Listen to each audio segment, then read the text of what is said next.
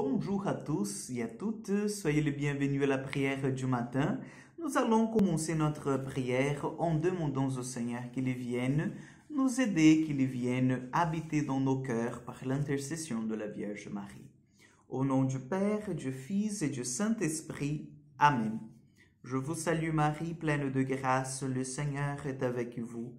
Vous êtes bénie entre toutes les femmes, Jésus, le fruit de vos entrailles, est béni.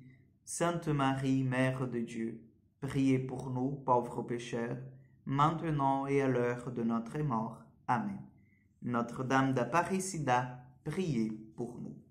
Chers frères et sœurs, nous allons prendre l'évangile de Marc, chapitre 4, versets 35 au 41.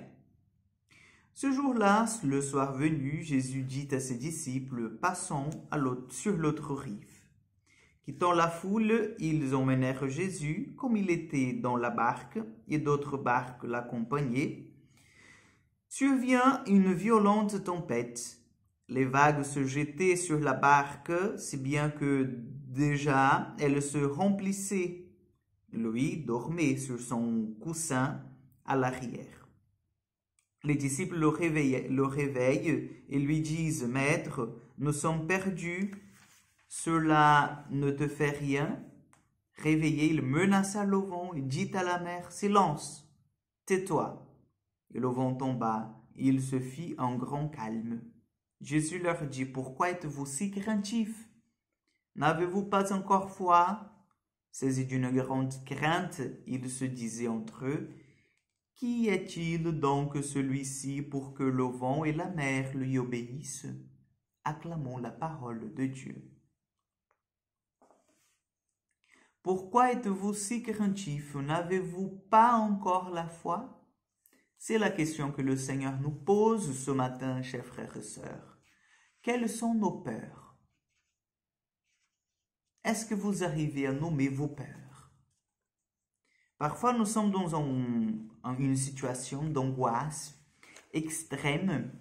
Nous sommes dans une situation d'angoisse qui nous enlève la paix de l'âme.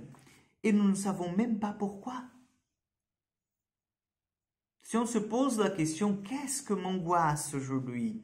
On va en fait dire, ah oui, mais c'est la faute à mon voisin qui m'embête souvent, ne me laisse pas la place pour que je puisse me garer. C'est la faute à mon frère qui ne m'appelle plus depuis 2-3 ans. C'est la faute à mes enfants qui ne veulent rien savoir de moi et ne prennent jamais de nouvelles. C'est la faute à ce monde parce qu'il n'y a que de mauvaises choses qui arrivent. Et ben, c'est la faute à ce virus, c'est la faute. On a toujours quelque chose, des excuses pour dire pourquoi nous sommes craintifs, pourquoi nous sommes dans l'angoisse.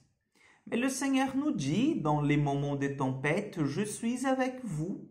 Même si je dors, même si les choses ne se passent pas comme vous vouliez qu'elles se passent, je suis là avec vous.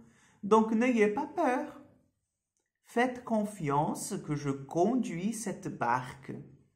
Faites confiance que toutes les choses sont entre mes mains et n'ayez pas peur, car je suis avec vous. Je suis avec vous. Même si les événements montrent le contraire, même si les événements peuvent et les personnes peuvent interpréter que Dieu n'est pas avec nous, le Seigneur, il est là, il est là. Et c'est tellement vrai qu'il nous donne de nous réveiller tous les matins, de nous accrocher à ce que nous avons comme souffle de vie et de vivre encore une journée, de travailler, d'essayer d'être vraiment un bon chrétien, une bonne chrétienne. Le Seigneur, il est là. Et son esprit aussi, ils agissent en nous.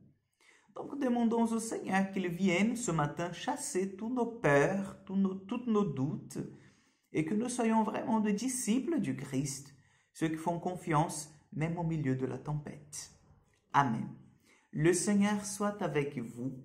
Que Dieu Tout-Puissant vous bénisse et vous garde, chers frères et sœurs, le Père, le Fils et le Saint-Esprit.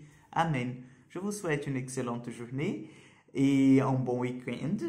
Et à mardi pour encore une prière du matin.